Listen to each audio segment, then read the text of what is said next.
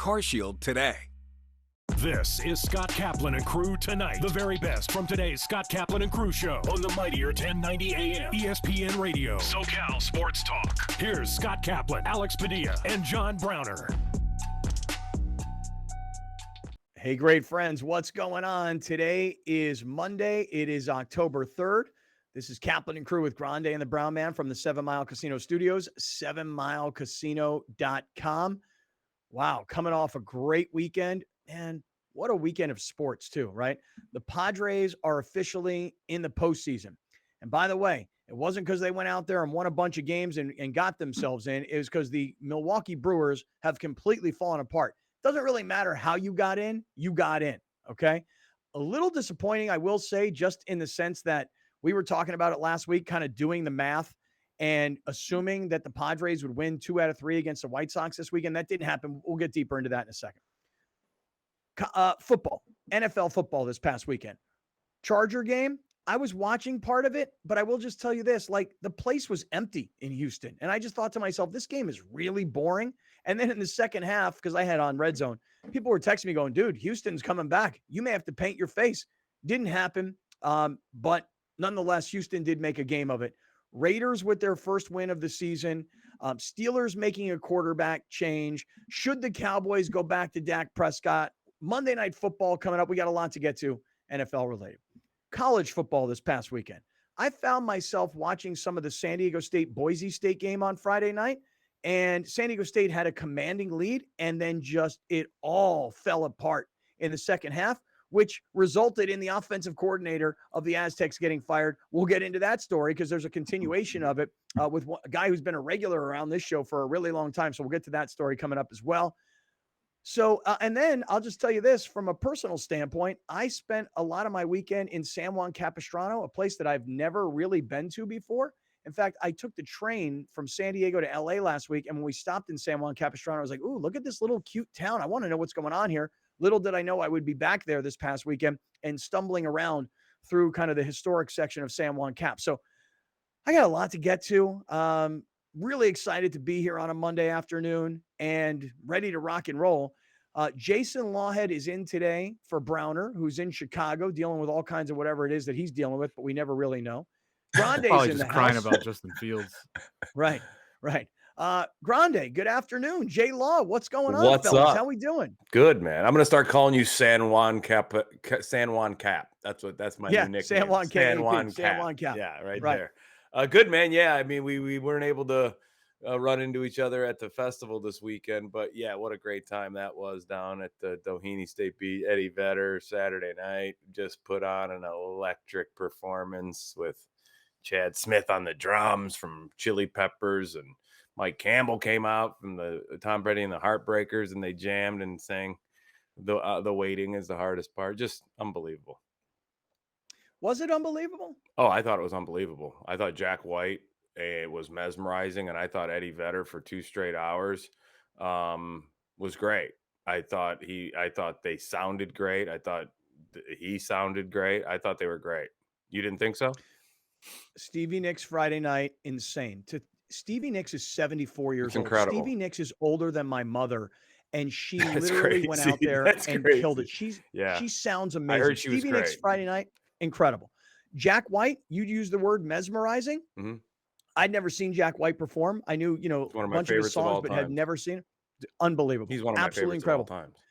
As a matter of fact, when Jack White got done, I walked over to the bar area and I started chatting with these 2 guys, and they were like, "Hey man, what'd you think?" I'm like, "Yeah, I thought he was insane." They're like, "I think Eddie's going to have a hard time tonight." Looked at my wife in the 3rd song and I go, how does Eddie Vedder follow this? How does anybody follow this? Right. And the thing is that if it was Pearl Jam, it would have been different. But I found that Eddie Vedder gave you everything he had. However, when the show was over, I heard a lot of people on the way out complaining that Eddie went up there and didn't do any of the songs that people knew. Now he did the Petty song you mentioned. Sure. He probably did 2 or 3 Pearl Jam songs, and he had an all-star He did cast Rockin' of in the Free musicians. World with Neil Young. So Yep. And he had a cast of different bandmates. I still liked the show, and he did the Dave Grohl tribute. He did. I'm sorry. He did. The Taylor Hawkins tribute. No, yeah. Well, they did that. Then he did the Chris Cornell tribute. Was this at the end, Jay? Was this at the very end?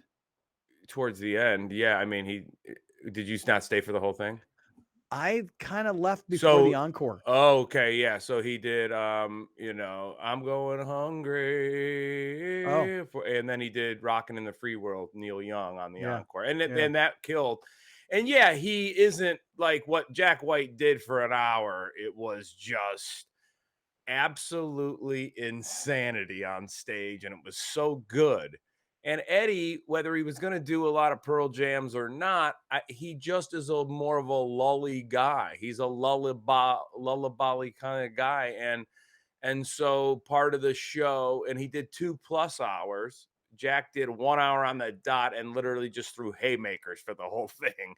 And so I still loved it. I still thought he sounded amazing. I thought the band behind him sounded amazing. I thought so too. I agree with you. I thought they gave them. I thought they gave everything they had. Like Eddie was sweaty. And he was his little hard. lull break, a couple like slow song, but like you have to when you do 2+ hours like that. And I thought he brought the house down. I thought he was so good. I looked at my wife. I go, look, Jack White was amazing. Jack White was amazing. Jack White's out there every night, every year, all the time, and he's always in the studio. Eddie does causes. He kind of dips in and out, and I was really surprised. Eddie was better than I thought he would be, and I thought he had more energy than I would have expected. I thought maybe, if I was going to see anything, I might see Eddie lose something off his fastball, but I was impressed by how good he was.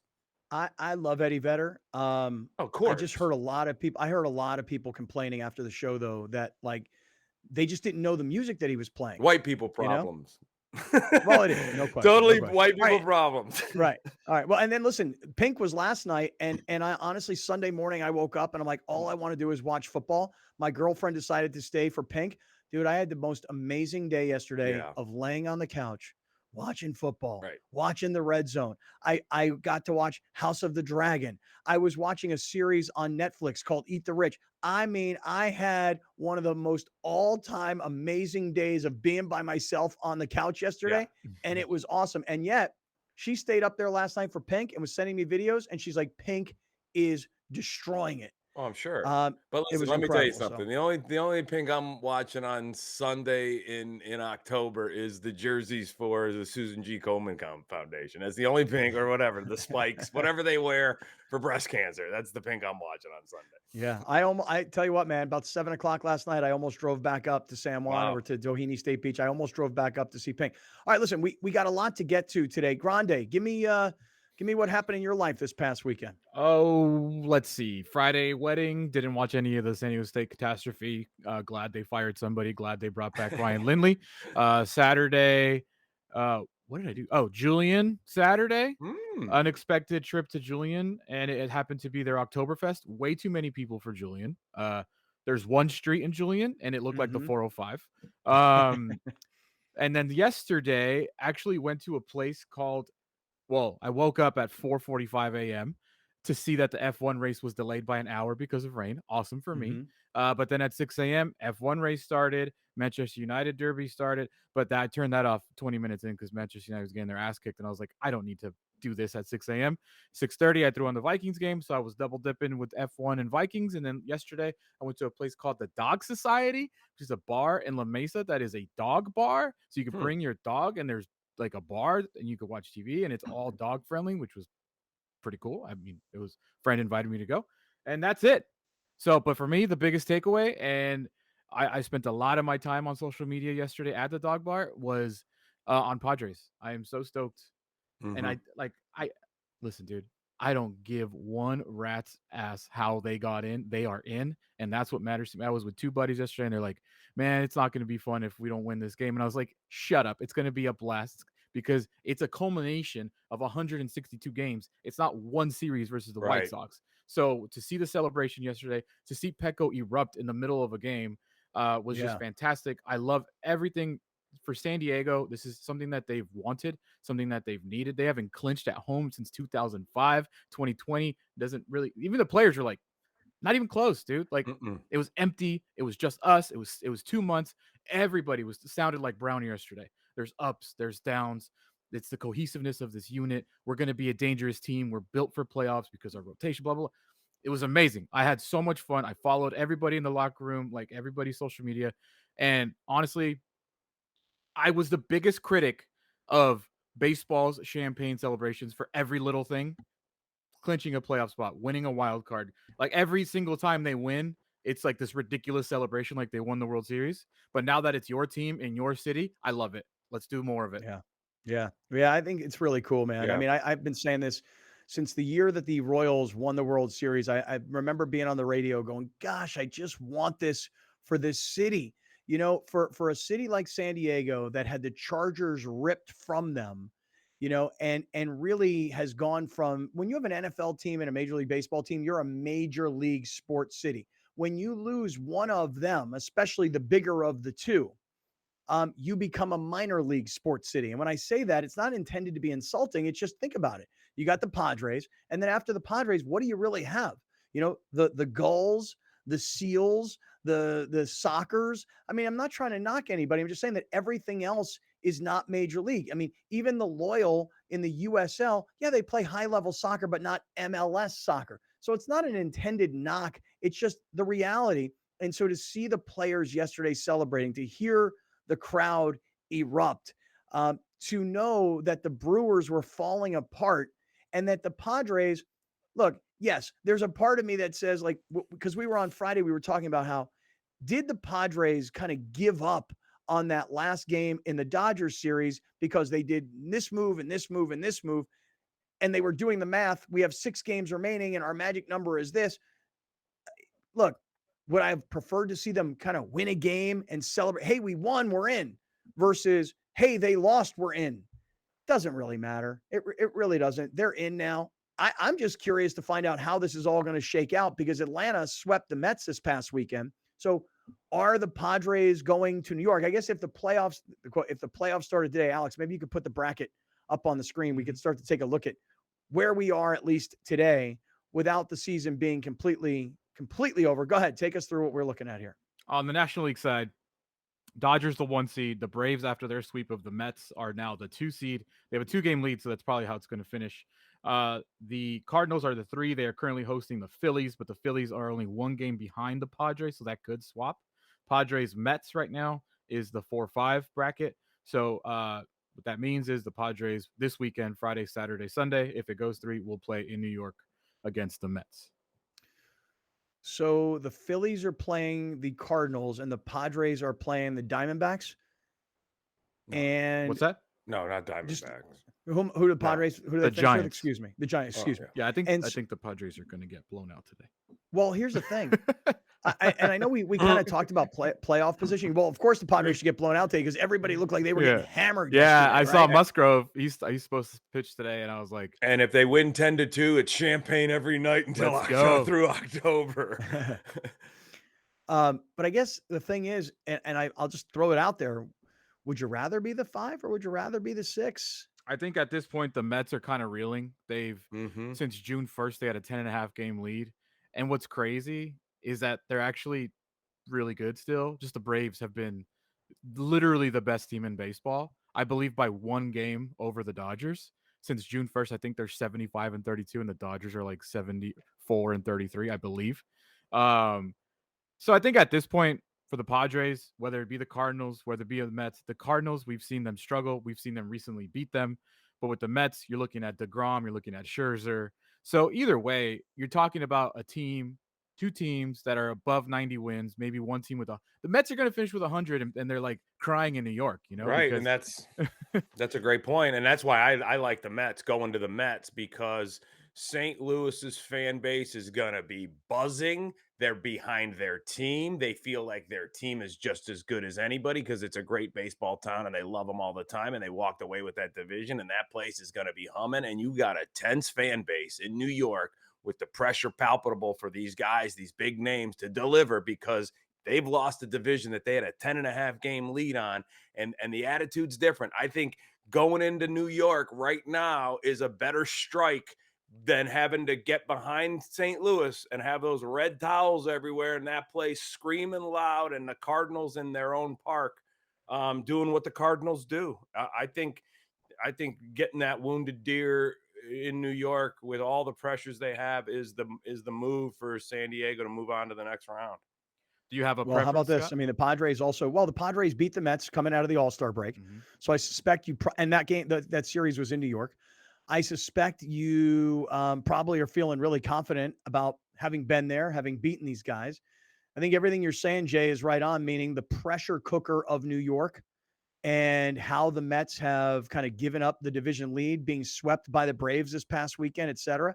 I mean, I think if you had you look at the pitching and you go, oh man, you don't want any part of the Mets. But on the other hand, again, you've beaten them there earlier in the season. There is a ton of pressure on those guys. I mean, I suppose if I could pick my place, I probably would want to take the Mets over. And I think everything you're saying about the St. Louis fan base is right on. If they get a 3-run lead, if they're the first team to get if a Machado 2-run homer or a 3-run double or something happens early in game 1, you are going to have a PO'd fan base, even more PO'd, and they're going to take it out on that team early, and they're going to cause dissent because they're pissed that they aren't in first place and they didn't win this division, and they're already mad at their team in a way, and they're already questioning what kind of heart this team has. So if the Padres could go in there and Darvish could go slam them for 5-6 straight innings while the Padres go get some runs, man, I'll tell you what, the tide will be in the Padres' favor in that series, and everybody in New York will say, here we go again. Yeah. And you do have history against the Cardinals. You know, you did beat them in 2020 when that shortened season. Right. That was the team Right. that you beat. But here's the thing, and I think that this has worked out beautifully for the Padres. Obviously, they don't have Tatis. They have everybody else. Everybody right now, they're going in healthy, which is completely different than the way they finished in 2020. They've set up their rotation, which I've implored them to do, and now they have. You're going to have Darvish. You're going to have Snell. You're going to have Musgrove ready to go, lined up. You have everybody healthy. Soto's healthy and playing well. Machado's healthy, playing well. Soto's played in that park a bunch, being in that Eastern Division. He's played against that pitching a bunch. He's comfortable out in that side of the country. I think it's Machado is ready to step up. DeGrom owns everybody when he's healthy. That's not a surprise. But the Padres have had great success against Max Scherzer. So, yes, I mean, I don't have a preference, to be totally honest with you guys. I genuinely don't, because I think that no matter who they play, the Padres have set themselves up to be the best version the best version that they possibly can be into whatever series they play. And that's like the best news for any Padre fan. I think that's exactly right. Like if you go to New York and you win that series, awesome, because you've set yourself up. Everybody's healthy. The pitching has come on at the right time. But if you go to that New York and you lose that series, you're like, okay, hey, look, what will be different next year? What would be different is 20 games into the season or whatever, you're hopefully going to get back a more mature, more professional Tatis. And you add Tatis to this team that is now a playoff contender, and you've got Soto for 2 more years. Yeah, I think most Padre fans would be disappointed, but satisfied and excited about the future. So, hey, listen, Padre fans, I know you guys yesterday were nuts. I admittedly am already into football. Now, baseball playoffs will come, and I'm going to plan on getting back in. But I was wall-to-wall football yesterday. I got a tweet from someone, from Jen Somsek on Twitter. Yeah. And she's like, this is weird. I'm going to a Padres game in October, even though October Sundays are meant for football. I couldn't pass up the chance to see the Padres clinch a postseason berth. And that's like, I think it's a new reality in the city, and a new reality that I'm loving so far, man. I genuinely am loving this like, if this is going to be a thing. Obviously, last year was last year, but if 2020 and 2022 are any indication of what this franchise can become as a notorious or perennial winner, hopefully, then I'm ready for this, man. I love paying attention to baseball in the middle of NFL regular season. I love it. I'm telling you guys, I've told the story before, but in probably 2005 or 6, the Padres were playing against the Cardinals at Petco Park in the playoffs. and the Chargers were hosting the Steelers on a Monday Night Football game. And before we ever went into the stadium to see the Chargers and the Steelers, we were sitting in the parking lot watching the Padres and the Cardinals downtown.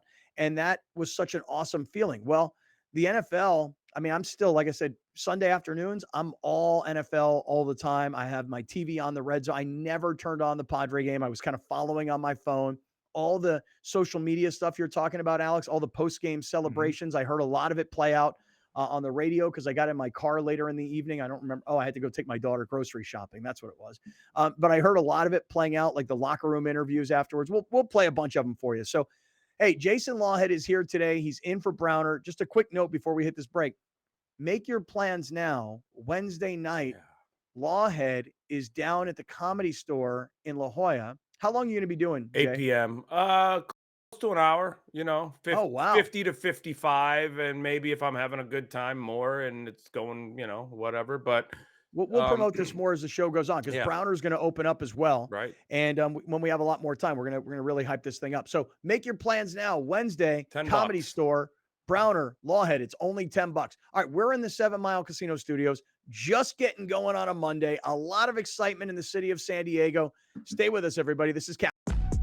We'll be right back with more of Scott Kaplan and Crew tonight. The very best from today's Scott Kaplan and Crew show on the mightier 1090 AM ESPN Radio. SoCal Sports Talk. You're watching Kaplan and Crew tonight, powered by the mightier 1090 AM ESPN Radio and Your View, featuring the best sports talk in SoCal.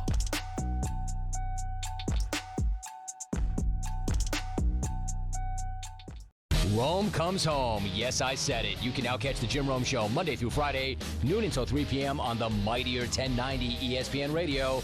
Back to San Diego, where it all started, on the mightier 1090 ESPN Radio, SoCal Sports Talk. The 2022 San Diego Loyal season is almost complete. Live on Your View and YourView.com, watch the San Diego Loyal host New Mexico United Sunday, October 9th at 3 p.m. Come join us at Torero Stadium for the last regular season home game as the San Diego Loyal prepare for the playoffs. Tickets are available. San Diego Loyal versus the New Mexico United, Sunday, October 9th on Your View.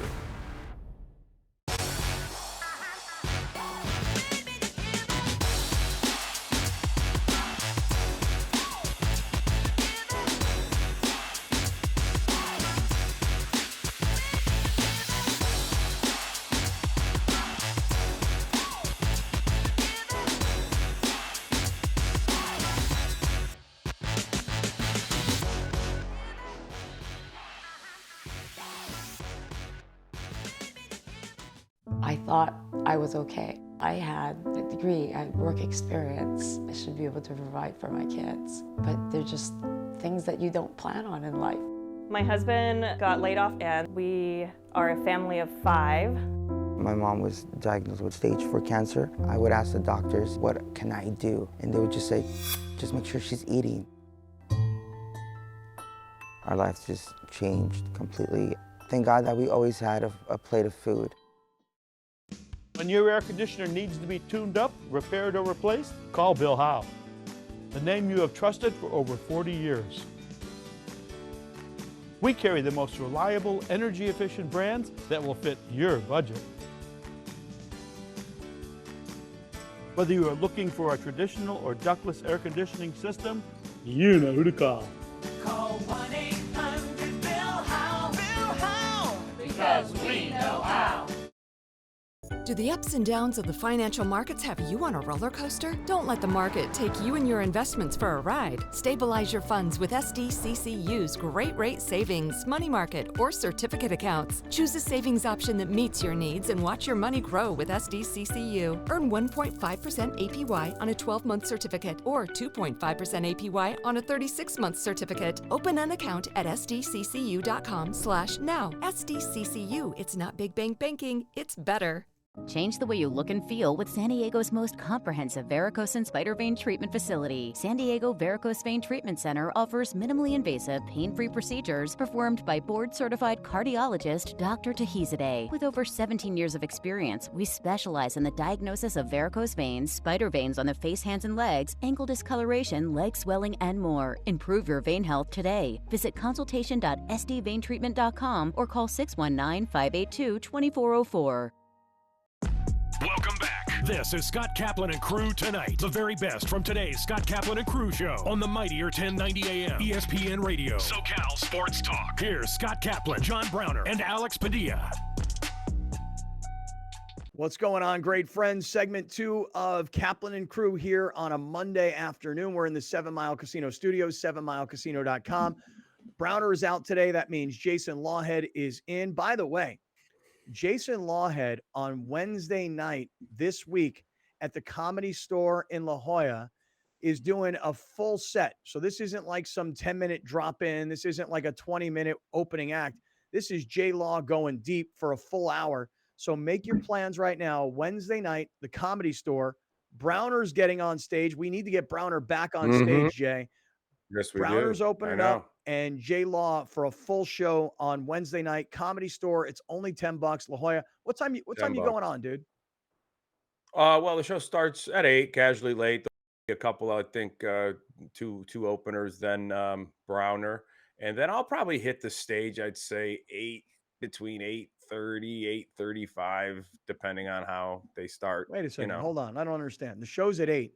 And you mean to tell me there's 2 openers and then Browner and then you? Oh, 8:40, yeah. So, but the first guy will only do like 5 minutes. He's a local. Then there's another guy just doing probably a 10-minute set, and then whatever Browner usually does. What do you think Browner's going to do? Browner thinks he's got like 2 hours of material. Browner thinks he's Eddie Vedder. Oh, that's hilarious. From what I've seen, from what we've done some shows together, that little handful of shows, what he's done, the Comedy Store, he did Humphreys, and he did a couple of shows with me in Escondido at Adams Place Grand Comedy Club. And I don't think he's ever done more than 15, but that was the one when he was having like his best, like most comfortable one at Grand. So I'd say like 15 tops, and who knows, Put a clock on him. Put a clock on him. Make sure he stays. Well, I'll sharp. probably we'll probably just give him a light around 15 so he knows where he's at. But yeah, I mean, if he's having fun, I don't care. Hey, and if people are coming out to see Browner and I, or Browner, you know what? And if he's having a good time, do it. I mean, I like it. Look, at the end of the day, I'll take the stage at 8:45 if I have to. Any fear of getting Jack Whited? No. Yeah, I got John Browner 2 days after Eddie got Jack Whited. That's right. I know. Look, I think he's got chops for it. It's just the matter of all the things that you got to do to start. And he's got a kid, he's got a job, he's got other things. It's not that easy to start comedy. You have to sacrifice a lot, or not have a lot of, I don't want to use the term in a bad way, but not have a lot of baggage or responsibilities at first. He got a lot of baggage. He got a whole lot of baggage and a whole lot of responsibilities. Yeah, a lot of baggage he won't tell us about. His trunk is full of so many bags. He has to do multiple trips from the grocery store. So that's what I'm talking about. Like, even Southwest won't take his baggage. I'm thinking of jokes, but so I'm just saying it's tough to start. All right, hold on a second. I have a quick question here. I got a question. It's tough to start stand-up comedy because of those things that you have to be able to not either have or put on the back burner. All right, I got a question, Alex. Yeah, it's Wednesday night. I'm there.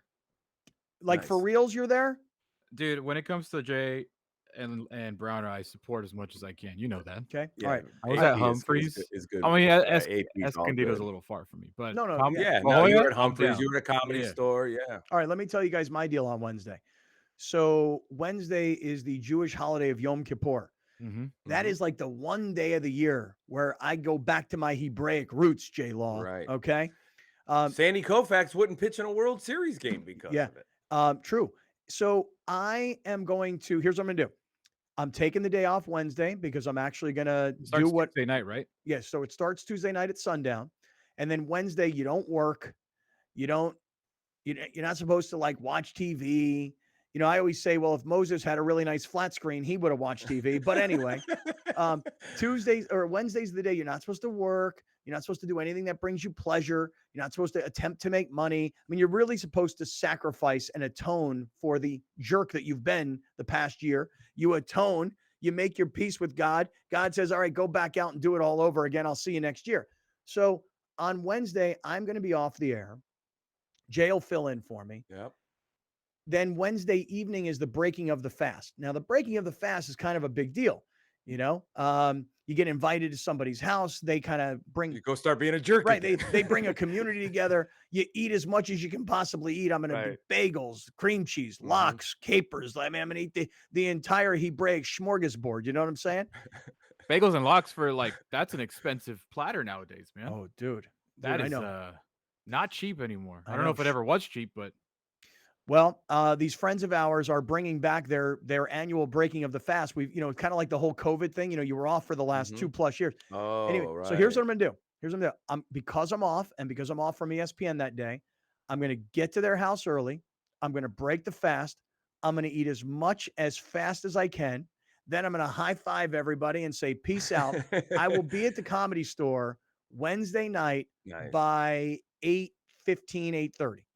Yeah, Browner will probably not even have gone on 8:15, 8:20, 8:25. He might go on at 8:25 probably. Yeah. All right, I will be there. I'm with Alex. I want to support. The holiday will end. I will break the fast. I may have whitefish salad breath, just to tell everybody. I might have whitefish salad breath. It's okay to brush your teeth before you come.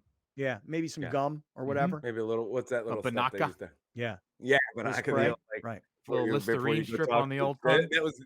Yeah, they did that shtick in so many things back in the 80s, before a guy would go talk to a chick in a bar in a show or a movie, and he would walk over, and then it was that was shtick for a while. Yeah, that that stuff thing was great. that thing had legs. That scene. That stuff was awesome.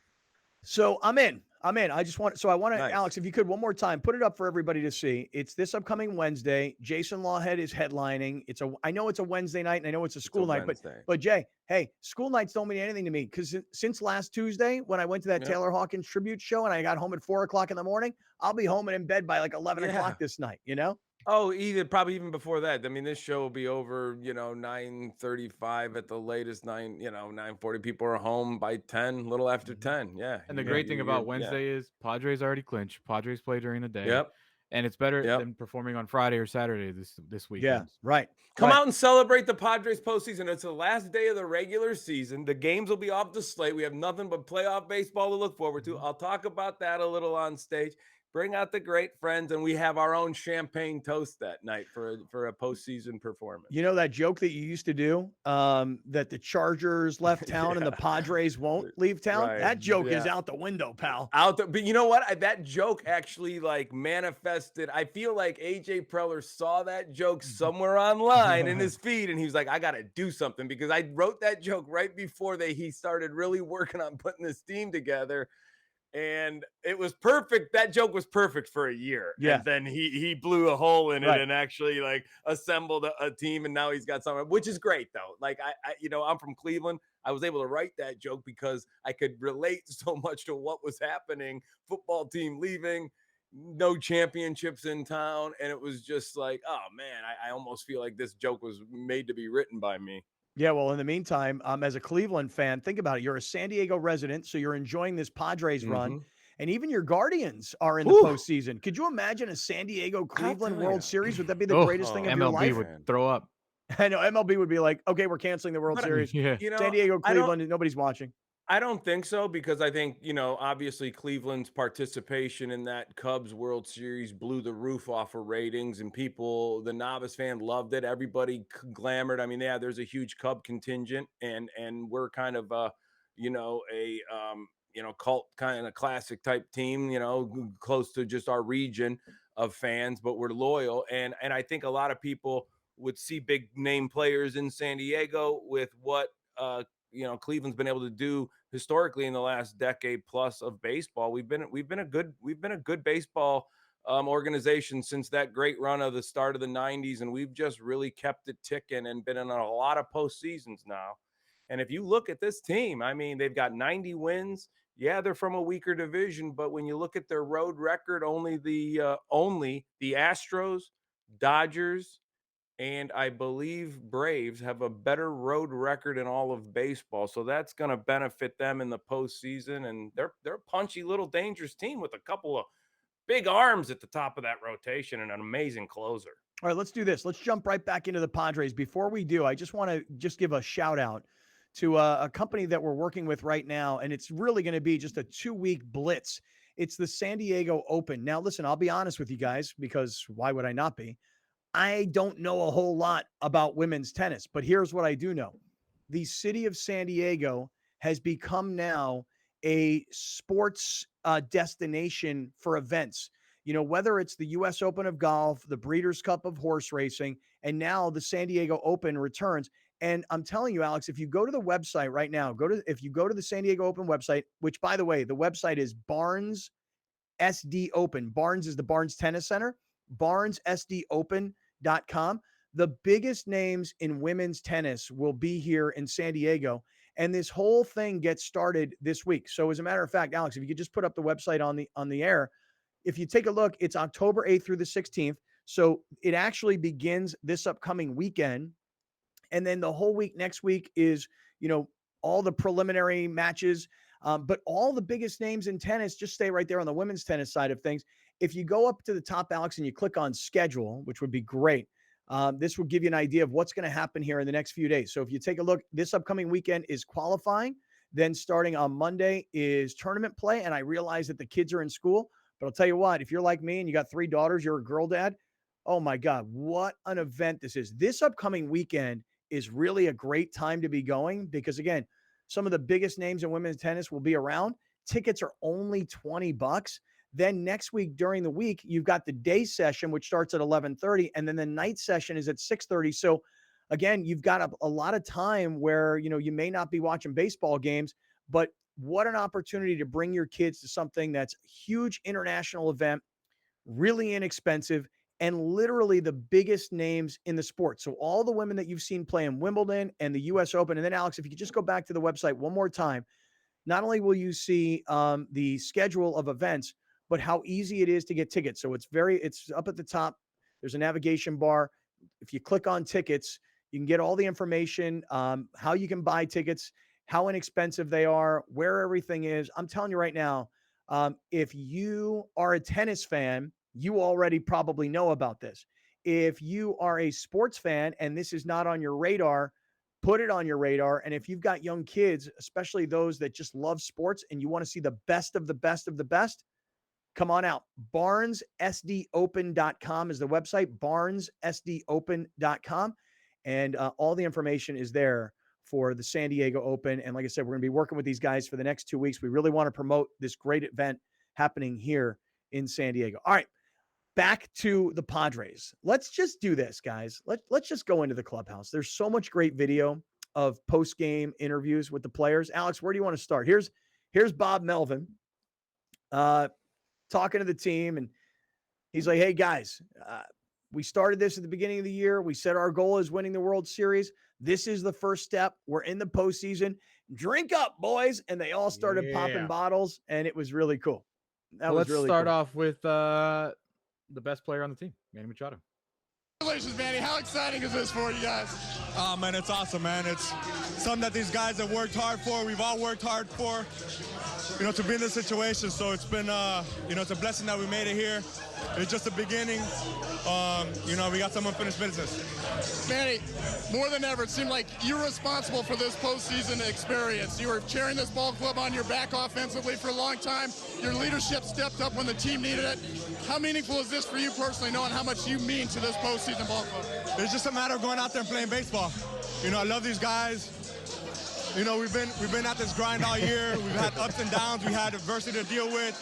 And, just a matter of going out there and just doing what I can do to play and have a good time at the same time. It's been awesome. And, just enjoy this moment. That's all we can do. I'm so happy for him, because he's one of those guys that I kind of have as a fan, just sort of a love-hate kind of thing with him. Like certain days you just love him. and certain days you just can't stand him. That's me. I'm sure not everybody feels the same way I do, but like when he says I'm Manny effing Machado after they've just gotten killed by the Dodgers, I'm like, gosh, would you stop, man? And then there are other days where he like is such the leader of this team, and you know how much this team needs him, and you just know what a professional he's been, and on and off the field. And then, so there are days you just love the guy. And so I just am so happy for him. One of my favorite parts of that, for those of you that are watching, is when the beer is being poured over his head and he's spitting it out of his mouth. Yeah. Yeah. It's just like, he's like using his mouth as like a gutter system. Like he's just like letting it, spit right out. That's hilarious. Yeah. That's good that they were having fun and enjoying it. That it's like Alex said earlier, man, like you're in. It's 162 games. It's so difficult to go through that whole season and the stuff they've dealt with, and a new manager and Tatis and some new faces and the trade and kind of just picking and choosing bullpen and who rolls and just kind of switching them and figuring them out and trying to get guys through slumps. So. And then the Dodgers, one of the great teams of all times, is in your division. You're looking up to them and you're trying, it's easy, like even in the self-real world of comparing yourself to someone else that might be in your industry or what you're doing. You're like, oh my God, and to be able to just kind of stay the course, play that game, get to October and let the chips fall where they may. Bravo to the Padres. Darn right. Alex, who else you want to take a look at? Yeah. Here's Joe Musgrove. How exciting is this for you guys? Yeah, incredible, man. I mean, excited for the city. It's kind of a culmination of us as players, the staff, the fans, everybody wanting this so bad. And I know the city, I was one of those fans for a long time. So to be on this side of it and be able to share this moment with them is awesome. So it's got to be extra special for you. As you said, you were one of those fans for a long time. This was your goal to bring a championship here, but a big step is getting to the postseason. How much does this mean to you? Yeah, absolutely. Marking off the first one on the list right here is the first one's always the biggest, the toughest. And now anything can happen. You just got to get your way into the dance, Man, I'm so happy for that guy, Joe Musgrove. Like I was saying about Manny, like being happy for him, but Musgrove is the guy. Musgrove is San Diego. He's from here. He played his high school baseball here. He's lived here in the off seasons all these years. He comes home. His family has a coffee shop in Alpine. Yeah. He comes home and, they I'll just say it like this. They insulted him by offering him an 11-year, $88 million contract.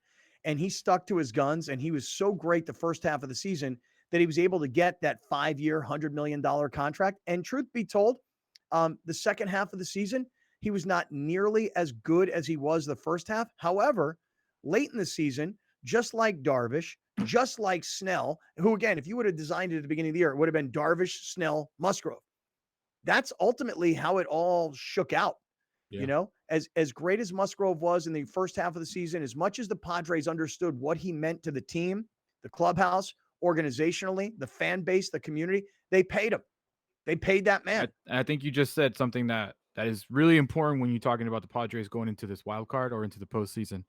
Yu Darvish has pitched in a World Series, has pitched multiple playoff appearances. Blake Snell's pitched in a World Series, multiple playoff appearances. Joe Musgrove has won a World Series, multiple playoff appearances. So when you're talking about your three guys that have been there, guys that have been in the biggest stage, guys that have faced the best teams, like maybe it's one of the best rotations as far as experience goes. I mean, I'm not telling you they're the best pitchers that are in the postseason, but as far as experience goes, you got three guys that have been there, done that.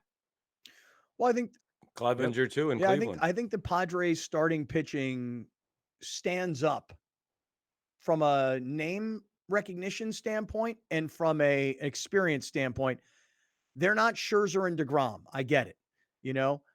Maybe you would argue they're not Urias and Kershaw, but at least if nothing else, what you've got is you've got an experienced pitching staff that, remember, there was a time during the early part of the year. You have like a super experienced closer who's lights out in the postseason. Mm-hmm. But there was a time during the early part of the year where, gosh, we were not as high on Darvish. I mean, he's just made such a spectacular second half the comeback. Sticky stuff made a comeback. Yeah. I mean, Snell, there was a time during the year where like, oh, Snell, where's Snellzilla? I mean, most of the year. Yeah. It's all like put it this way. I'll just say this. Well, that's what Will Myers said, if you want to hear from him. Yeah. Oh, yeah. Let's hear what Will Myers said then. Because this is the longest tenured Padre, the guy who's been through most of the lows. You know, let's hear what Will said. Here's Will, Mike you've Casey. been here a long time, man. Tell me what you're experiencing right now. This is great, man. I mean, to be here for 8 years and to have it capped off of this is awesome. I mean, it makes all the hard times worth it. We're here now. We got a great team.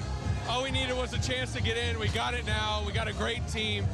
We're looking forward to the postseason. Can't wait to get going. We're going to be dangerous, and we're excited about it. I was just going to say that. You guys can be a dangerous ball club, and timing's everything. Seems like there's a handful of Padres, maybe more, down the stretch that can really make a difference, and it's just about getting in. It's just about getting in, man. It's you can win a division, you can win 100-plus games, and it doesn't matter. It matters what happens in those games in the postseason. I think we're built for that. We like where we're at. We got a chance, and that's all that matters. We're ready to capitalize on it, make something happen.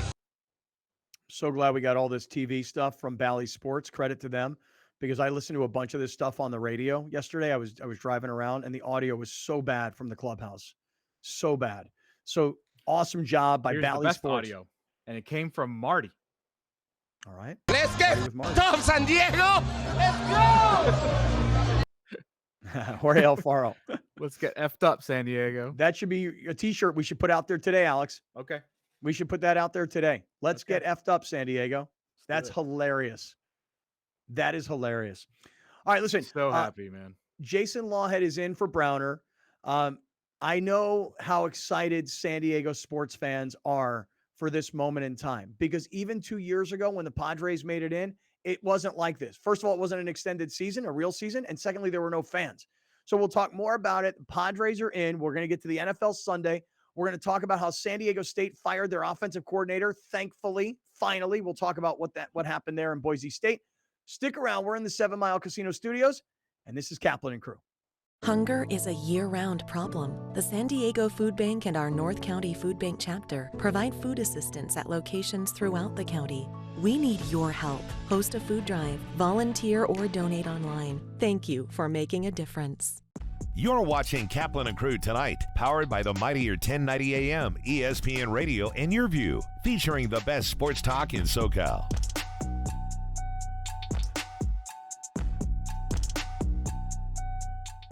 The Rich Eisen Show airs Monday through Friday from 9 a.m. to 12 noon. An engaging blend of insightful football expertise with an offbeat mix of humor and pop culture while continuing to attract the most recognizable names in sports and entertainment. Only on the mightier 1090 ESPN Radio, SoCal Sports Talk. Drivers are getting in accidents at a rate we've never seen before, jumping 18% since 2020. There are higher incidents of speeding and more aggressive driving since the pandemic began.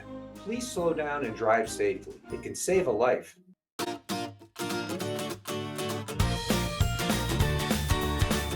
Please welcome 4 of the 5 San Diego County Teachers of the Year from the 2021-2022 school year. From Central Elementary School, Laura Reyes. From Westfield High School, Tiffany George. From San Jose Elementary School, Jacqueline Jordan. And from St. Joe Chavez Middle School, Zar Sanders. Teachers, please deliver the pitch. San Diego County Teachers of the Year with their honorary pitch.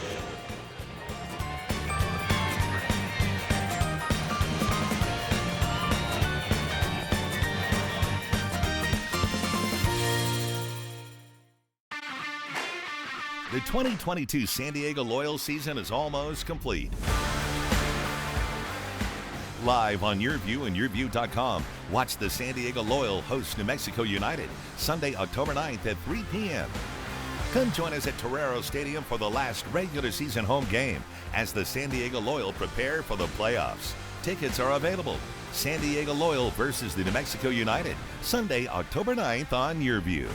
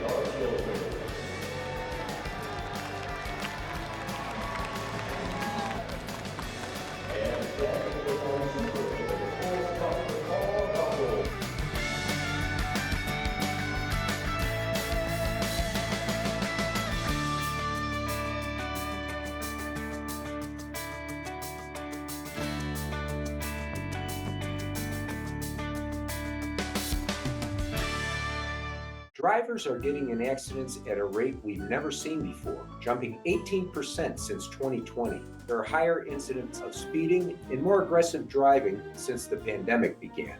Please slow down and drive safely. It can save a life.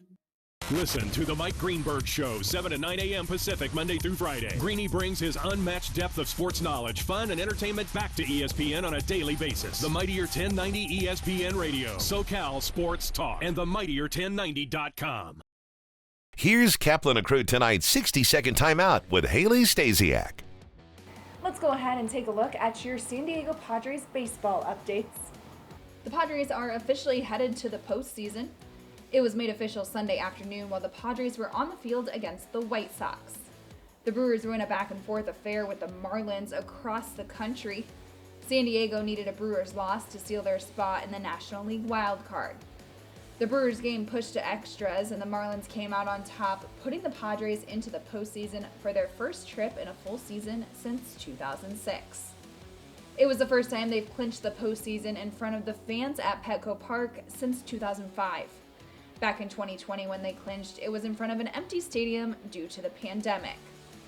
Additionally, to celebrate this week, Yu Darvish was named National League Pitcher of the Month after notching 44 strikeouts in 39 innings with a 1.85 ERA in September. That's your 60-second timeout. Now back to more Kaplan and Crew tonight. Kaplan and Crew tonight's 60-second timeout is presented by Your View. You're watching Kaplan and Crew tonight, powered by the Mightier 1090 AM, ESPN Radio, and Your View, featuring the best sports talk in SoCal.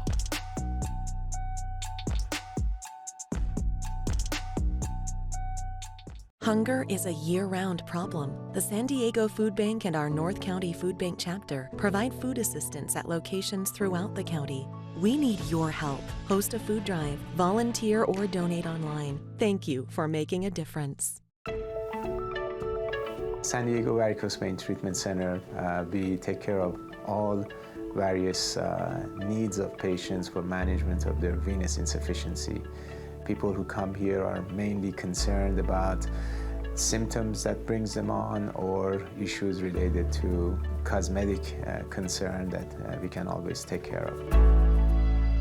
Now with the advancement of technology and so many catheter-based treatments, we can treat our patients much more quickly, much more comfortably with less downtime. Patients love the result invariably. It's been a huge impact in my life to feel better, to be able to power walk again. Overall, I'm just feeling like I used to feel when I was a lot younger, and I'm so grateful for this place. It's a privilege to take care of our patients. It comes from the heart, and I love it.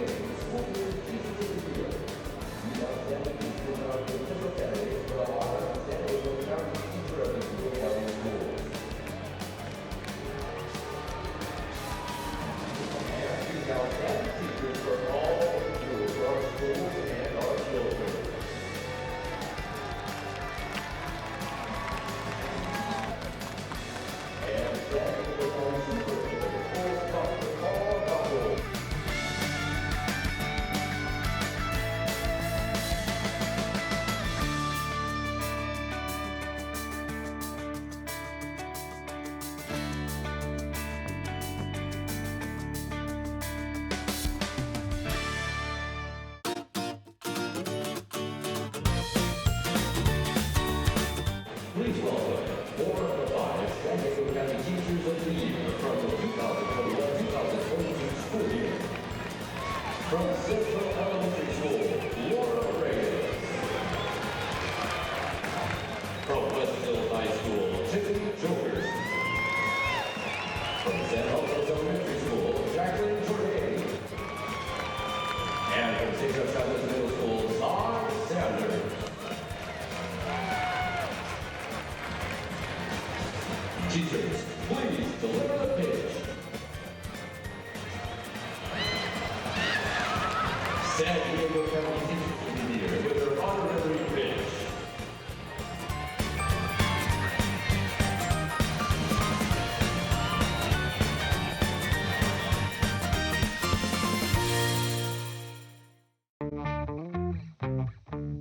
The way I would describe myself as a player is I can move around a lot. I'm very, all over the field, wherever coach needs me.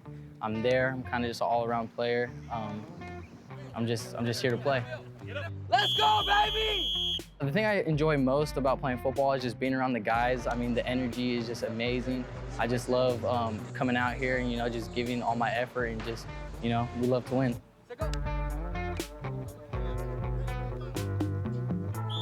One of the biggest lessons that I've learned playing football is just, pushing through adversity. There's always obstacles on the field.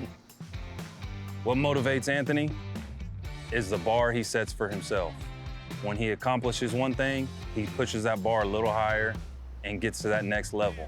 And then when he accomplishes that, he pushes the bar a little higher and gets to that level.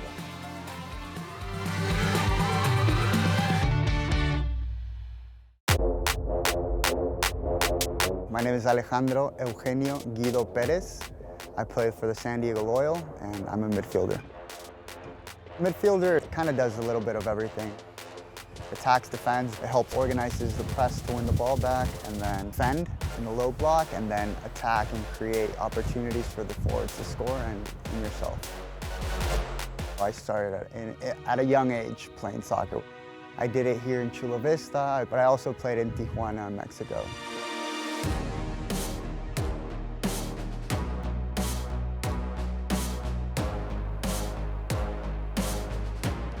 Definitely been restorative to be back home and be at a club, such a great club that values the person, not just the player. I've been able to grow tremendously on and off the field and be taken care of by the family that's around me and supporting me.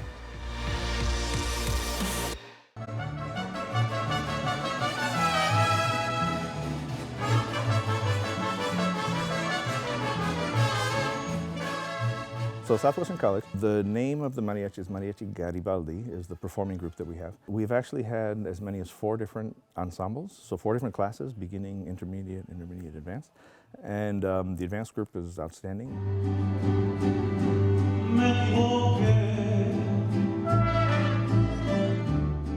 We got that associate's degree in music with the mariachi specialization approved in 2004.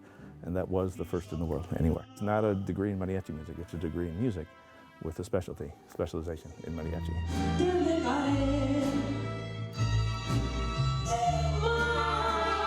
The ensemble is great. I mean, it ranges anywhere from 30 to 50, sometimes 60 members every semester. It's fantastic. The NFL lives here. If it's about the NFL, you found the right station. Join 1090 every Sunday during the NFL season for the exclusive SoCal home of not 1, but 2 NFL games every Sunday during the season on the mightier 1090 ESPN Radio. Hunger is a year-round problem. The San Diego Food Bank and our North County Food Bank chapter provide food assistance at locations throughout the county. We need your help. Host a food drive, volunteer, or donate online. Thank you for making a difference.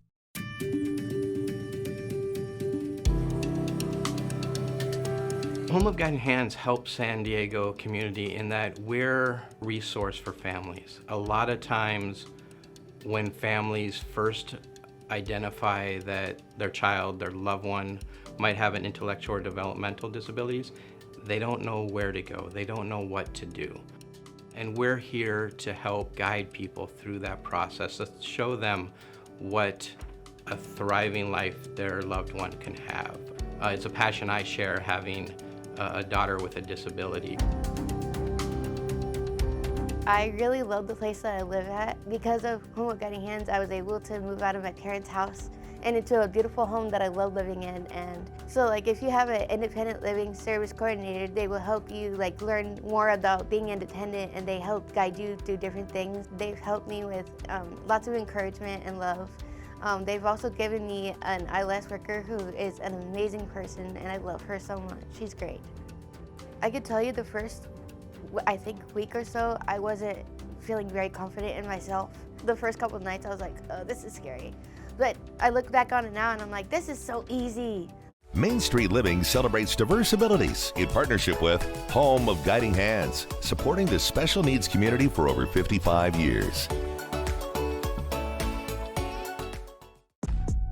for joining us. Catch Scott Kaplan and crew tonight from 7 to 8 p.m. Pacific every Monday through Friday. The very best from today's Scott Kaplan and crew show on the mightier 1090 AM. ESPN Radio, SoCal Sports Talk. Dating